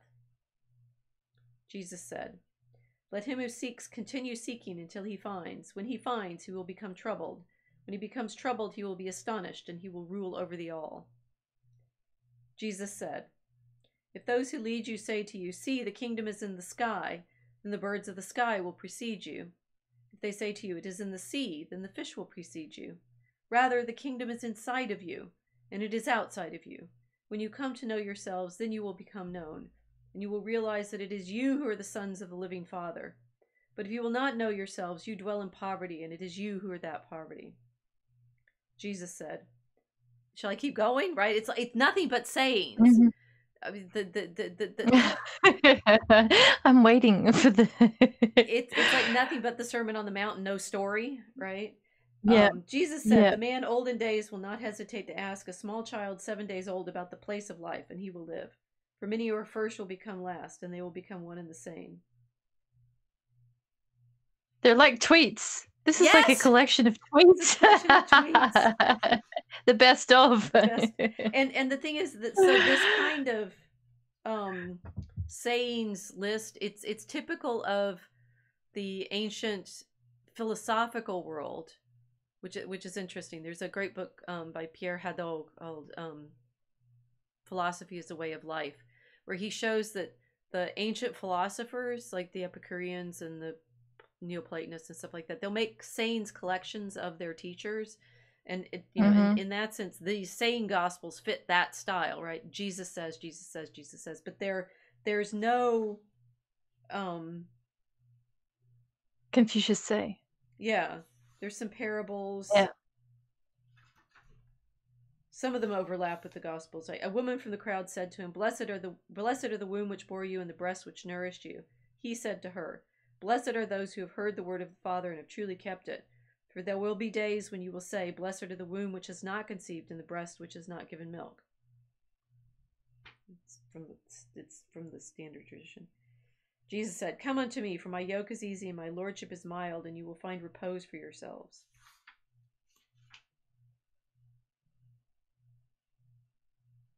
Jesus said, He who will drink from my mouth will become like me. I myself shall become he, and the things that are hidden will be revealed to him.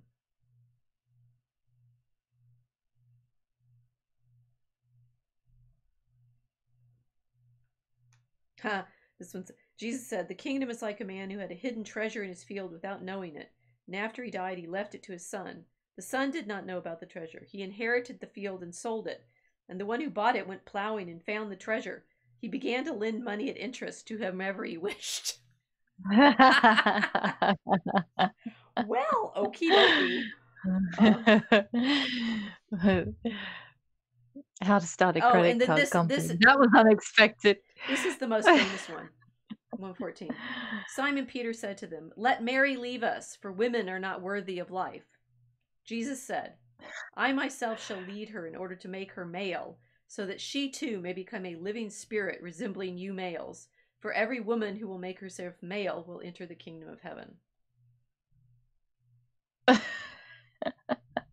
That's literally the most famous of these. So, but that's it, right? It's like it's sayings. It's you know, Simon Peter said to him, "You're like." Jesus said to his disciples, "Compare me to someone and tell me who I am like." Simon Peter said to him, "You are like a righteous angel." Matthew said to him, "You are like a wise philosopher."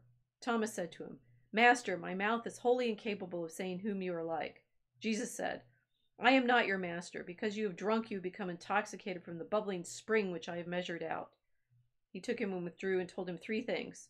When Thomas returned to his companions, they asked him, "What did Jesus say to you?" Thomas said, "If I tell you one of the things which he told me, you will pick up stones and throw them at me. A fire will come out of the stones and burn you up."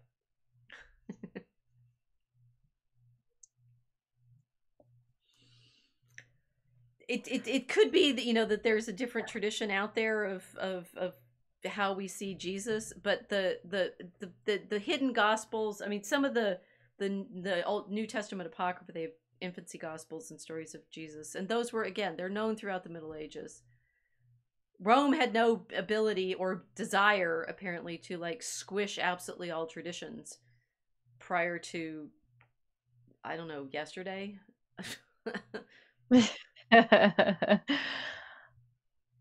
So they've had nothing to do with these short sayings collections. These. I mean, from what you've just read, this isn't a threat to the papacy. This isn't the argument. The argument that's given that all of these things are hidden because they're a threat to the papacy's power. And this is a very common thing in Australia, especially because we don't have the civilizational memory here in the infrastructure, which shows the papal state, for example, to kind of have some nice architecture to enjoy. Right. So everybody levels this accusation against the papacy, probably even worse than the people that were in the podcast you were watching.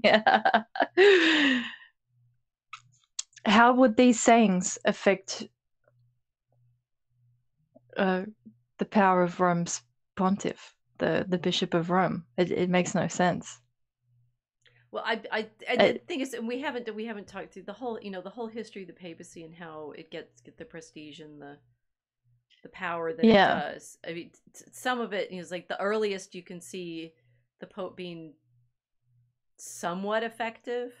I don't know, like Gregory VII in the 11th century makes some fairly powerful claims against Emperor Henry IV, whose men capture Rome, drive Gregory out of Rome, and Gregory dies a prisoner of the Normans. If you know enough about the history of the papacy, you're used to anti-popes and ex-popes and stuff, but the popes spend a lot of the 14th century in Avignon because they can't control Rome. Innocent III, the single most powerful pope, he whose archives are contained actually in the Vatican Archives, calls a crusade that he can control so powerfully that they don't go where he wants them to go. They end up first sacking Zara on the Dalmatian coast because the Venetians want to, and then going to Constantinople, and he's saying, no, you're excommunicated, stop! Right? That's how like crushingly powerful the Pope is. Oh, and all those inquisitions that you've heard about, like the Spanish Inquisition, wasn't a papal office, it was a royal office. That's why it's called the Spanish Inquisition. And the Portuguese Inquisition was the Portuguese Inquisition. Not the Roman. No. So people aren't following orders. This kind of crushes the fantasy that there's a all-powerful hidden hand maneuvering the people around the world. Well, if there is, it's not the Pope. Yeah. Well, in the sense that the Bishop of Rome is the one who's been able to do it the entire time. Right. So they've been given magic powers by Constantine. Yeah. Or absolute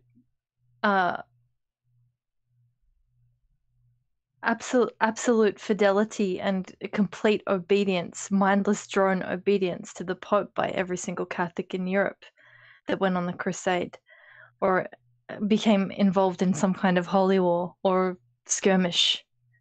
Oh yeah, a lot of the Crusaders spend their time excommunicated by the Pope, like Frederick II, who makes a treaty to hold Jerusalem for 10 years while excommunicated. I mean, that's how much power the popes have in the height of the papal monarchy in the 13th century. They cannot get the Crusaders to go where they want them to go.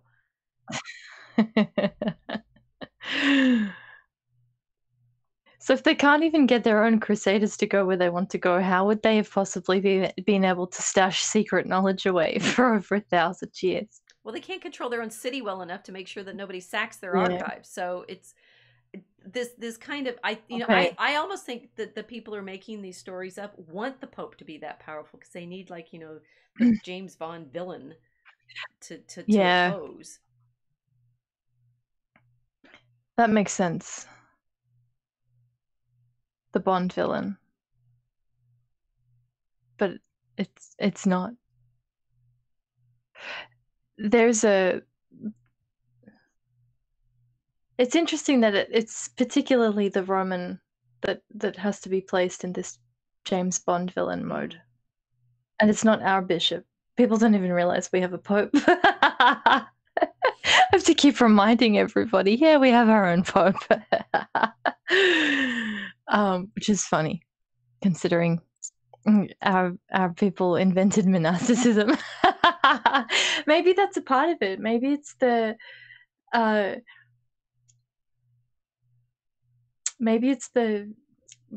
creating the supervillain because of the scholastic worldview. I don't know. Is there some sense that they want there to be secret knowledge kept from everybody, because actually it's monasticism that's been kept from everybody? Maybe. I mean, so I think there's this is a good place for us to go, rather than disproving the three little books that I can do there and show you. There are actually a lot more manuscripts in the Vatican collection, and most of them are, liturgy. It certainly makes it more fun to claim that there is this indomitable power that you need to resist, rather than your own ignorance. The monastic tradition is, of course, about asceticism and discipline and prayer, and the focus, therefore, on your own humility and on self-examination. And of course, who wants that?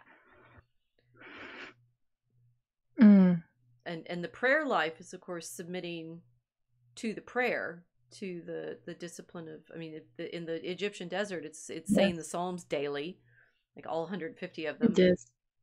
And if you're really heroic, multiple times. Or like Saint Anthony in the desert, living in a cave for 20 years, fighting demons.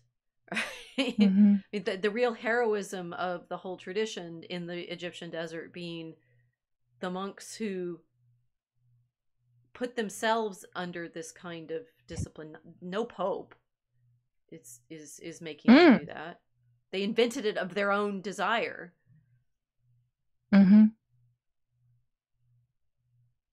Yeah, the monastic practice emerged because the monks felt called by the Spirit to flee into the desert to find their holiness, and renounce the treasure of the world for the treasure of heaven.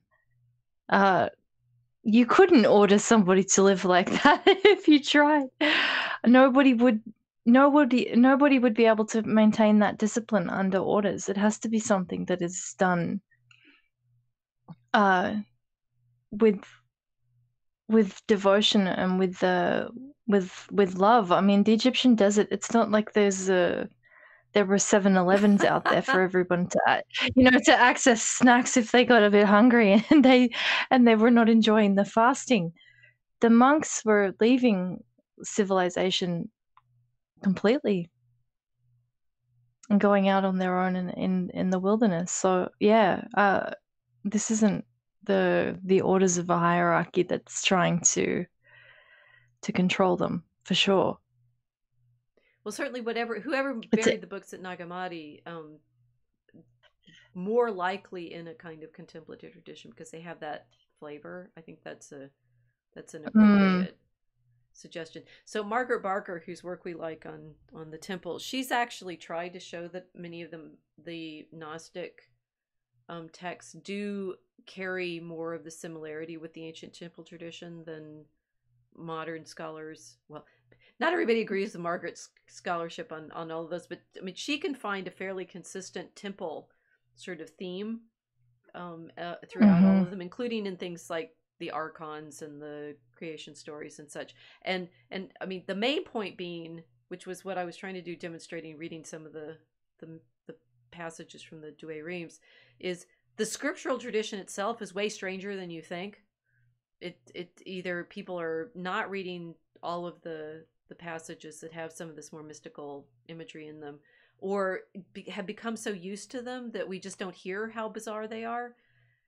And so, you know, some of the strangeness in these newly discovered texts being that they're strange rather than that their imagery is more strange necessarily than what we actually already have access to.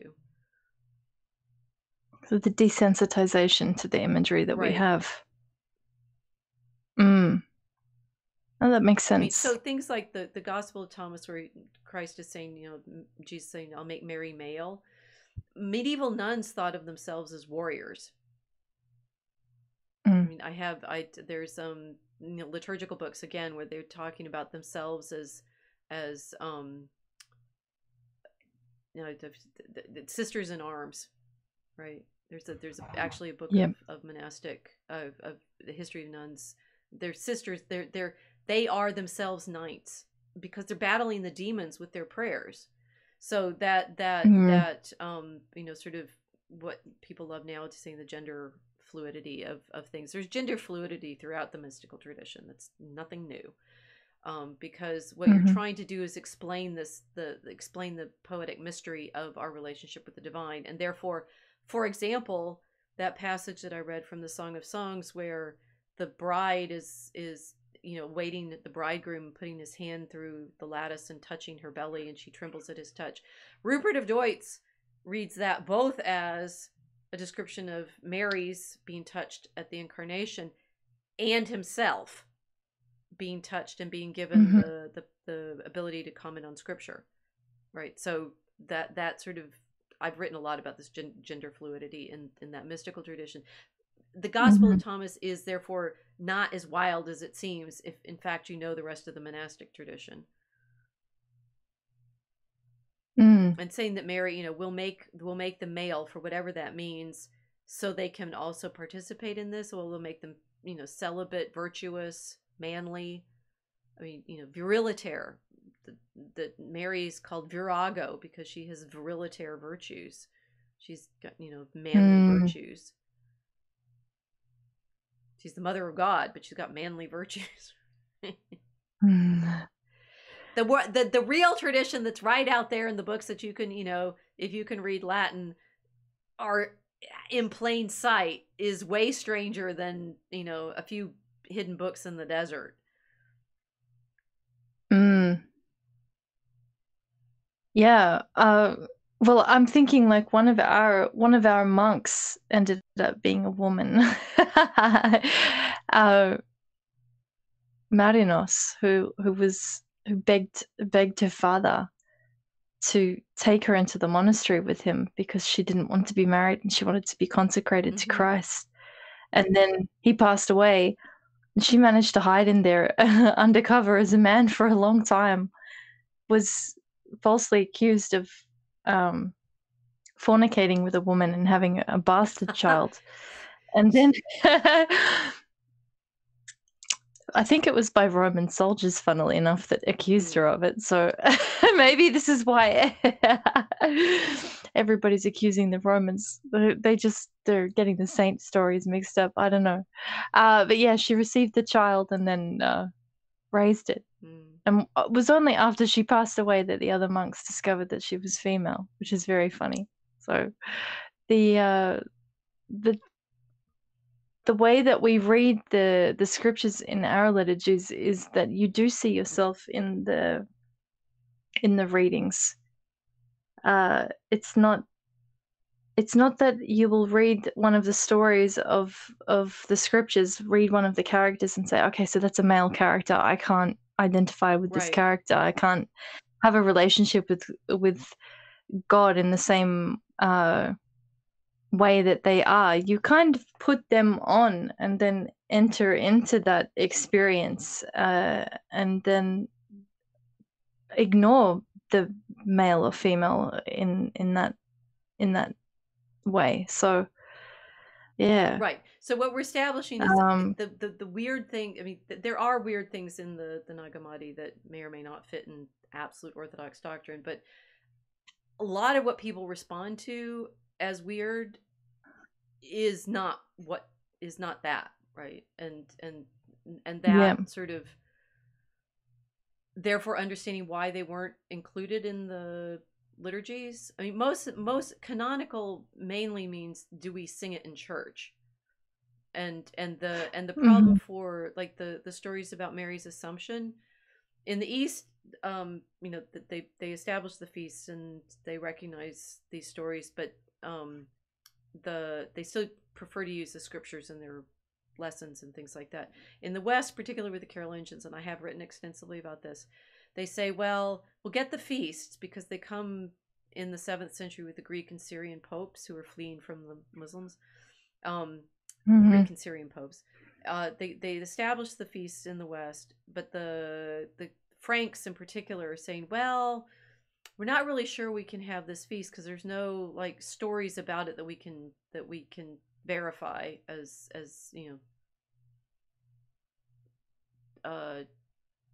not canonical, but whether we can trust them. It's like, so we use the Song of Yeah. Songs instead, and that's how they end up using the Song of Songs to tell the story of Mary's death and Assumption, because they put it in the liturgy, right? And it's this they're willing to take on the mysteries, even if they're worried about some of the sources of the stories. Again, it's all everything that you've ever wondered about being cool in our tradition. It's really already there. Mm. I kind of lost where I was going with that, with the Apocrypha Gospels. Anyway. Well, it's not. This isn't content that could be introduced and undo Christianity as we know it. Yes. This is just a potential source for feast days and different traditions and different focuses in the liturgies. Right, and some of it's actually already have known things about. This is again why I responded so positively to Margaret Barker's work. Things about Christ as the angel of great counsel, for example, from the Septuagint translation of the Isaiah, or references that Jerome makes to the Gospel of the Hebrews, which is the source of one of the things where the Holy Spirit is his mother, which is apparently comes from the Gospel of the Hebrews. These are things that are quoted throughout the Middle Ages as well. I mean, the many of the quote weirdest stuff is already part of the living tradition. So yes, if the frame problem that we started with is, if you read these books, it will shatter your faith, and you'll find out that Rome's been lying to you all along. No. You have been lied to about Rome. Yeah. It sounds more that if you read those books, you'll be more aware of how temple-orientated Roman Christian expression was and ideally is. Yes, you will find yourself actually participating in the ancient temple worship. Yeah. Yeah. And that's an interesting thing to be gatekeeping. Yes, indeed. Yeah. I wonder who would want that. Who would? People who deny our Lord Jesus Christ as the incarnate Son of God. Yep. Which Athanasius didn't deny; he affirmed it, which is the point against Arius. No. So it's like it's like the ancient mystical mystery tradition that is hidden to the world right now is literally orthodoxy.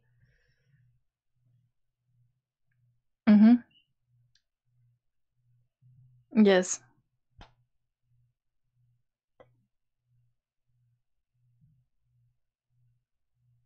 So Casey is saying the alphabet people will definitely start believing these texts were suppressed. The tranny positive tweets, women should become male. Yes. Well, I've written about this. I already did. Old news. It's in my books, right? This problem of the flexibility of gender in the Song of Songs and the mystical tradition. Yeah. Yes, Jan. I did actually the post that I did about that, the gender fluidity of stars. I'm so bored with it. Because the living tradition of the mystical encounter with the divine is way more exciting. Yeah. Yeah, the hand through the lattice. Which, if you realize, is the way, particularly in the Cistercians, Bernardo Clairvaux also loves the Song of Songs. So this whole mystical tradition comes out of reading the bride as the soul, and therefore every man who read it was seeing himself as in the feminine character.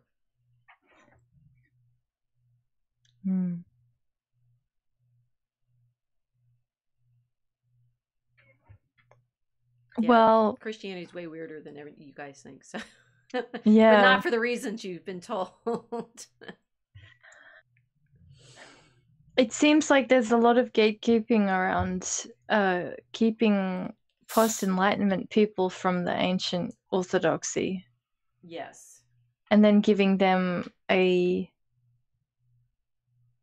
secular version of all of these mystical practices as the gruel alternative to the nourishment of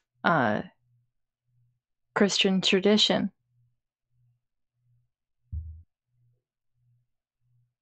And constantly pointing to the Roman Pope as the Bond villain that needs to be avoided at all costs,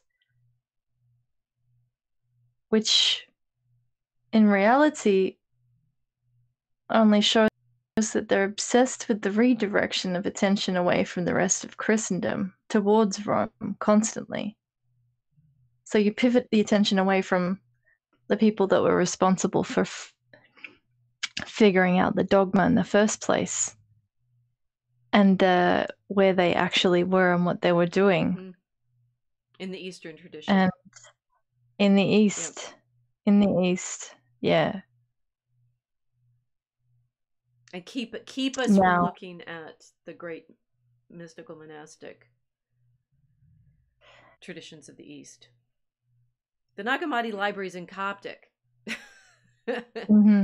Right? the great ancient, and we could go through other things like Jubilees, which is known in the Ethiopian Church. All of these great ancient texts that are known from the Egyptian and Syrian and Orthodox Greek and I mean, you were guessing other languages, right? It's like, yes, there's all these ancient languages that all of this tradition is carried in, and to a large extent, that tradition is known in the West even through the 16th century, and until it's obliterated by the Reformation.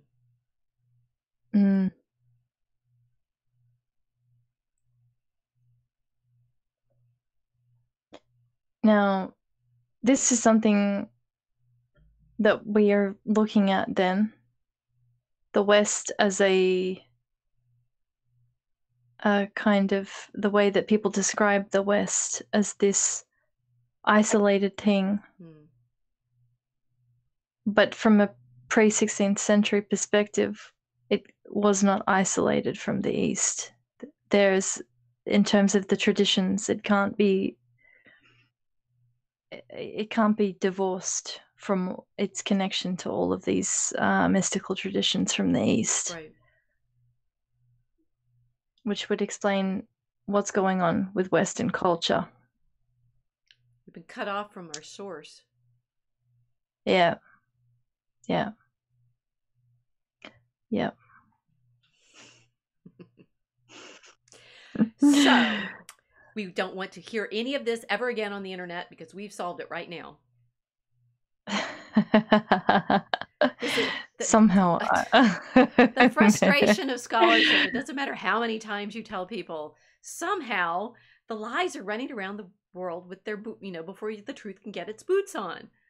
Again, right? I do feel like we've talked through some of this, and of course the guys who we were listening to debate this last week haven't read my book, but the sort of frustration of what it's like if we're wondering to rediscover a tradition and bring it back to life and share it with the world. Talk about who suppresses what under those circumstances.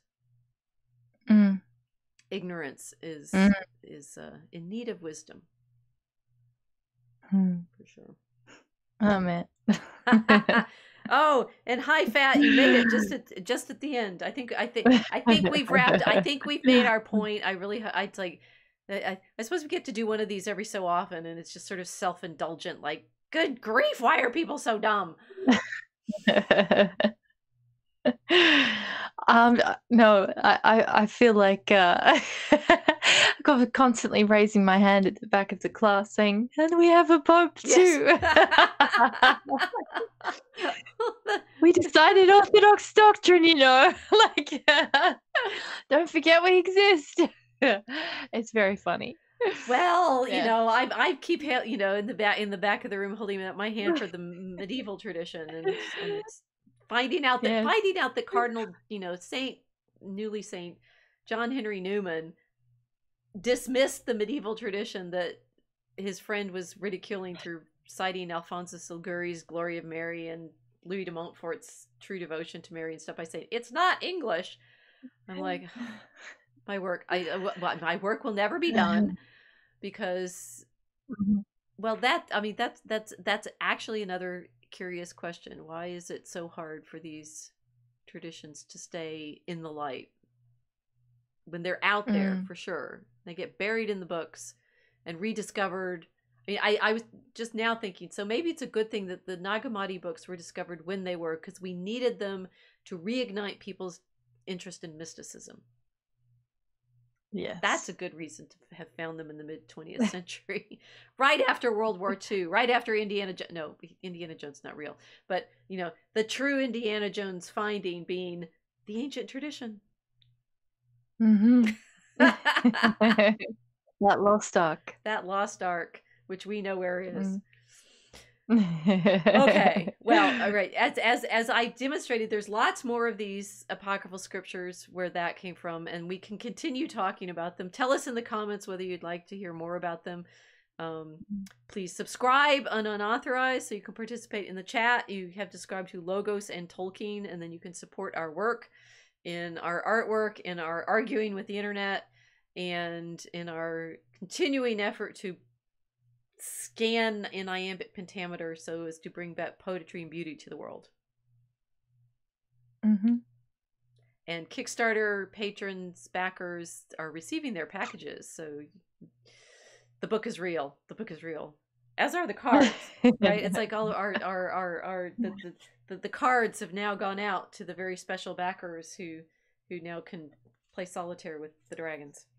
So. Yeah. I should send a few boxes to Egypt to bury them somewhere so we can unearth them in about 500 years time. So there'll be these mystic symbols, and they'll think this is some kind of Gnostic symbol when it's actually in the Bible, right? Okay, good. Well, thank you for joining us, and we'll see you next week to fight the internet about something else. Good night. Bye.